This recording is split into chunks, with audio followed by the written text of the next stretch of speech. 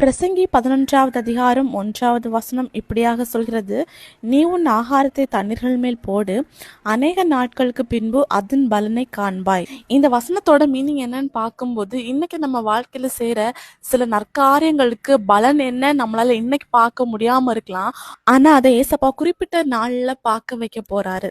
எக்ஸாம்பிளுக்கு நீங்க செய்யற நற்காரியங்களா கூட இருக்கலாம், ஏழை எளியவர்களுக்கு நீங்க உதவலாம், இல்லைன்னா நீங்க உங்க வாழ்க்கையில முன்னாடி வர்றதுக்கு பல எஃபர்ட் போடலாம்.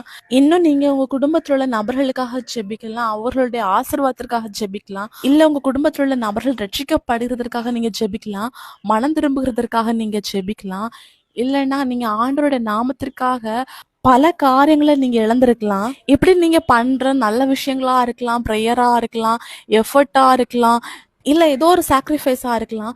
இதற்கான பலனை ஆண்டவர் ஒரு குறித்த நாள்ல பார்க்க வைப்பாரு. நம்ம எதை விதைக்கிறோமோ அது ஆண்டவர் நம்ம வாழ்க்கையில அறுக்க வைப்பாரு. அது மட்டும் இல்ல, ரெட்டிப்பான நன்மைகளை நம்ம வாழ்க்கையில ஆண்டவர் தருவாரு.